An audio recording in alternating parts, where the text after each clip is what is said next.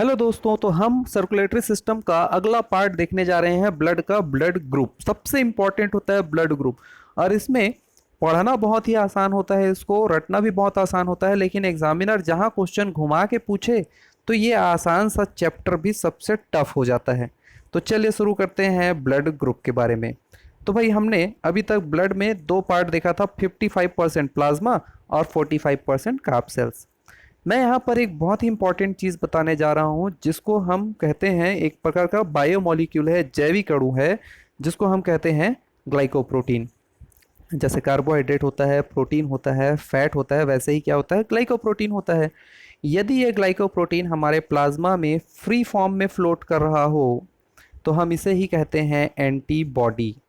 और यदि यही हमारे कार्ब सेल्स या ब्लड कोशिकाएं, जैसे डब्ल्यू जो स्पेशली ये आपका आरबीसी में पाया जाता है, तो ब्लड सेल के ऊपर अगर ये चिपका हुआ पाया जाए, स्टिक हो, तो हम इसी को कहते हैं एंटीजन। जरा एक बार और समझिएगा, है ना। रक्त में पाया जाने वाला एंटीजन एंटीबॉडी किस प्रकार का जैविक अणु है, कैसा बायोमॉलिक्यूल है, तो आपको पता चल चुका है इसका आंसर क्या है, ये ग्लाइकोप्रोटीन होता है। चलिए और देखते हैं कि प्लाज्मा में पाया जाने वाला ग्लाइकोप्रोटीन क्या कहलाता है, तो यह कहलाता है एंटीबॉडी। और इसी प्रकार से ब्लड कार्ब सेल्स के ऊपर पाया जाने वाला ग्लाइकोप्रोटीन क्या कहलाता है, एंटीजन। तो चलिए भाई आगे बढ़ते हैं। ये रहा आपका ब्लड वेसल जिसमें आपका ग्लाइकोजन में सॉरी जो आपका एंटीजन एंटीबॉडी दोनों ही फ्लोट करता दिखाया गया है। और ये कैसे डिसाइड करता है ब्लड ग्रुप, अब हम देखते हैं। भाई देखिए, एंटीजन और एंटीबॉडी की बात चल रही है। भाई ये दो प्रकार के होते हैं एंटीजन, एक होता है ए और एक होता है बी। और इसी प्रकार से एंटीबॉडी भी दो प्रकार के होता है, ए और बी। याद रहे, एंटीजन को अंग्रेजी के स्मॉल लेटर में और एंटीबॉडी को अंग्रेजी के कैपिटल लेटर में डिनोट करते हैं। अब इनका प्रेजेंस देखिए, ये आपको जो पर्पल कलर में दिखाई दे रहा है ये ब्लड सेल्स हैं, और इधर जहाँ पे कुछ भी नहीं है ये आपका ये वाला एरिया इधर प्लाज्मा है। अब देखिए भाई, यदि ये ग्लाइकोप्रोटीन या एंटीजन ब्लड सेल के ऊपर है ए वाला, तो डेफिनेटली प्लाज्मा में बी होगा। कभी भी ब्लड सेल में जो आपका एंटीजन है वही एंटीबॉडी यानी ए है, तो प्लाज्मा में भी ए ही एंटीबॉडी बिल्कुल नहीं होगा, दोनों अलग होते हैं। और इसी प्रकार से ब्लड सेल के ऊपर एंटीजन बी है तो प्लाज्मा में एंटीबॉडी ए होगा, दोनों अपोजिट होता है। सेम हुए तो डेफिनेटली कोगुलेट होगा, ठीक है, रक्त का थक्का जमेगा और व्यक्ति की मृत्यु हो सकती है। ब्लड डोनेट करते समय इसी बात का विशेष ध्यान रखा जाता है कि सामने वाले के प्लाज्मा में कौन सा एंटीबॉडी है। प्लाज्मा में एंटीबॉडी को ध्यान में रखा जाता है क्योंकि भाई ये तो फ्री फॉर्म में, ये डेड फॉर्म में होता है। सेल के पास अपना खुद का न्यूक्लियस होता है तो उसके पास एक कैपेसिटी होती है जिसको बोलते हैं आइडेंटिफिकेशन करने की। तो सेल के पास जो होता है उसी कैरेक्टर को, भाई जैसे मान लीजिए इसके पास ए है, तो जब ये किसी भूले बिसरे मित्र ए को देखेगा तो उसकी ओर दौड़ेगा नहीं कि हाथ मिलाने के लिए, है ना। और बी मिलेगा तो उसको क्या करेगा, इग्नोर करेगा।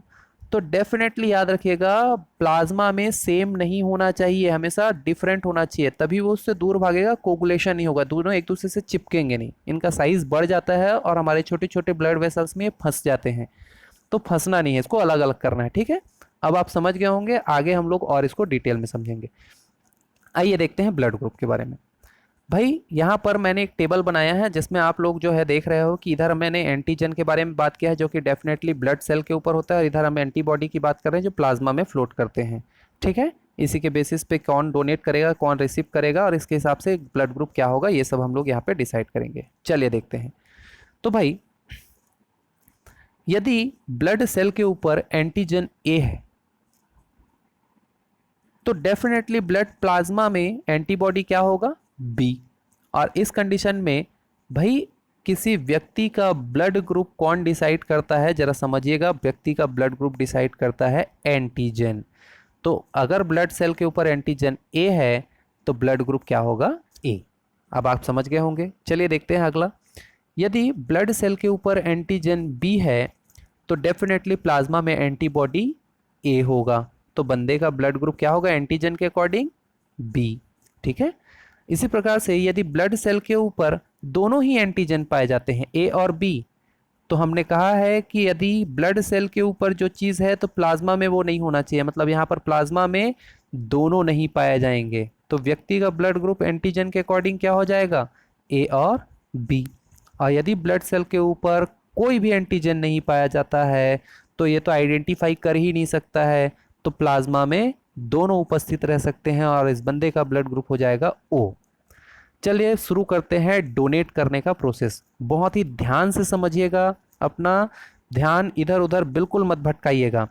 हम यहाँ पर एक चीज़ है ना, थोड़ा ध्यान से देखेंगे कि ब्लड डोनेट करते समय याद रखिएगा कि जो एंटीजन यहाँ है जिसको डोनेट कर रहे हैं उसके प्लाज्मा में सेम टू सेम एंटीबॉडी नहीं होना चाहिए, यानी यदि यहाँ ए है तो इधर भी ए नहीं होना चाहिए, ऐसा वाला। ठीक है, तो चलिए शुरू करते हैं।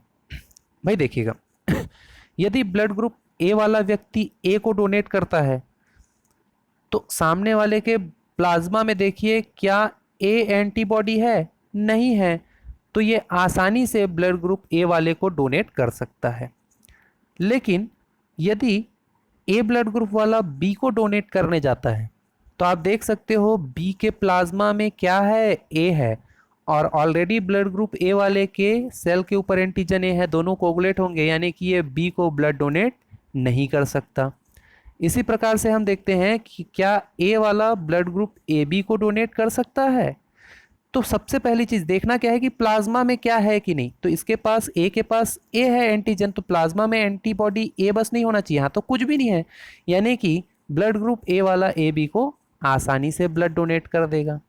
इसी प्रकार से और देखते हैं, जब हमारा ब्लड ग्रुप ए वाला ओ को जब डोनेट करने जाएगा तो ओ के पास आप ध्यान से देखिए यहाँ ए है और यहाँ पर भी ए घूम रहा है, तो यहाँ कोगुलेशन के 100% चांस हैं, यानी कि ये ओ ब्लड ग्रुप को भी ब्लड डोनेट नहीं कर सकता है, यानी कि हमारा ब्लड ग्रुप ए वाला व्यक्ति केवल ए और ए बी को ब्लड डोनेट कर सकता है। चलिए आगे और देखते हैं इसी प्रकार से कि ब्लड ग्रुप बी वाला व्यक्ति किसको किसको ब्लड डोनेट कर सकता है। चलिए शुरू करते हैं। तो बी वाला यदि ए को डोनेट करने जाएगा तो देखो यहाँ पर एंटीजन कौन सा है, बी, और यहाँ देखिए एंटीबॉडी क्या है, बी, दोनों सेम टू सेम है, कोगुलेट हो जाएगा, यानी बी को बी है ना, बी वाला जो है ए को ब्लड डोनेट नहीं कर सकता है। ठीक, इसी प्रकार से यदि बी वाला व्यक्ति बी को ही ब्लड डोनेट करेगा तो उसके प्लाज्मा में तो ए है, आराम से वो ब्लड ग्रुप बी को ब्लड डोनेट कर सकता है। चलिए देखते हैं क्या बी वाला ए बी को ब्लड डोनेट कर सकता है। चलिए देखते हैं।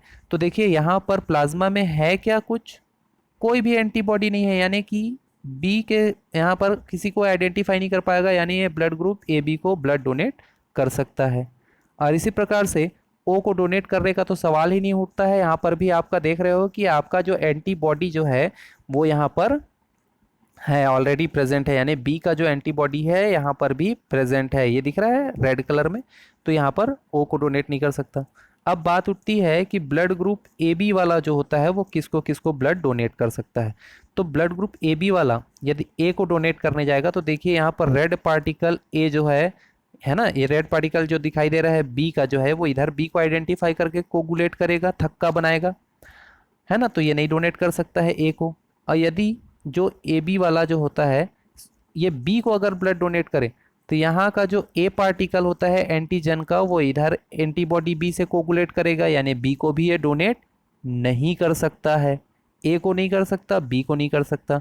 अब बात करते हैं क्या ये खुद को डोनेट कर सकता है, यानी खुद के ब्लड ग्रुप वाले को डोनेट कर सकता है। तो डेफिनेटली कर सकता है, क्योंकि सामने आइडेंटिफाई करने के लिए प्लाज्मा में कोई भी एंटीबॉडी नहीं है, यानी कि ब्लड ग्रुप ए बी वाला ए बी को डोनेट कर सकता है। लास्ट देखते हैं क्या यह जो है ना, ब्लड डोनेट करने के लिए ओ के पास जा सकता है। तो ओ के पास जाएगा तो भाई यहाँ तो दोनों ही एंटीजन और इधर भी दोनों ही एंटीबॉडी है, 100% कोगुलेशन होगा, यानी ए बी वाला ओ को ब्लड डोनेट नहीं कर सकता। ठीक, अब बात करते हैं ओ ब्लड ग्रुप वाले की। जरा ध्यान से समझिएगा प्यारे दोस्तों, भाई जो ब्लड ग्रुप ओ होता है इसके सेल के पास ऐसा कोई आइडेंटिटी ही नहीं है जिसको वो दूसरों को दिखाए और दूसरों से फ्रेंडशिप करे। यानी कि ये किसी के पास भी जाए या किसी भी व्यक्ति को, किसी भी ब्लड ग्रुप वाले पर्सन को अगर डोनेट किया जाए तो उसके प्लाज्मा में क्या है क्या नहीं है इसको वो कोई आइडेंटिफिकेशन नहीं करेगा। इसका मतलब ये ए बी और ओ सभी को डोनेट कर सकता है। यानी कि हमारा जो ब्लड ग्रुप ओ है ये हमारा यूनिवर्सल डोनर है। अब रेसिपिएंट की बात इसी फ्लो चार्ट से देख सकते हो कि ए ब्लड ग्रुप वाला है ना जो है वो ए और ओ से ले रहा है, बी वाला बी और ओ से ले रहा है, ए बी वाला सभी से ले रहा है और ओ वाला केवल और केवल ओ ब्लड ग्रुप से ही ले सकता है। यानी यहाँ पर यूनिवर्सल रेसिपिएंट ए बी और यूनिवर्सल डोनर ओ है। तो भाई यहाँ पर मैंने अभी पॉजिटिव नेगेटिव की बात नहीं की है, वो फैक्टर होता है, उसके लिए एक अलग लेक्चर तैयार होगा, उसके डिसीज़ के बारे में भी पढ़ना है। तो दोस्तों आप लोगों को ब्लड ग्रुप के बारे में ध्यान से है ना सब चीज़ समझ में आ गया होगा।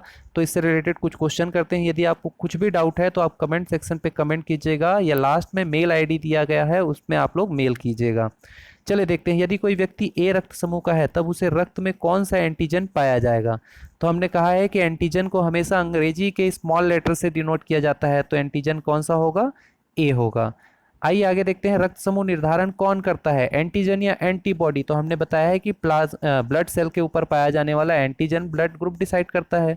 ठीक है, रक्तदान करते समय किसका ध्यान रखा जाता है, रक्तदान करते समय प्लाज्मा में उपस्थित एंटीबॉडी है कि नहीं इस बात का ध्यान दिया जाता है। यानी कि व्यक्ति का ब्लड ग्रुप यदि ए है ना, तो एंटीजन उसमें ए होगा, तो उसके प्लाज्मा में एंटीबॉडी ए नहीं होना चाहिए। समझ गए, क्या होना चाहिए, बी होना चाहिए। तो इस प्रकार से वो फैक्टर क्या है जो कि ब्लड डोनेशन के समय ध्यान दिया जाता है, वो है एंटीबॉडी। चलिए भाई, तो आज की सभा हम यहीं समाप्त करते हैं, फिर मुलाकात होगी एक नए सेक्शन के साथ। तब तक के लिए घर पर रहिए, सुरक्षित रहिए, अपनी समस्या और सुझाव नीचे दिए गए मेल आईडी पर मेल कर दीजिएगा। धन्यवाद।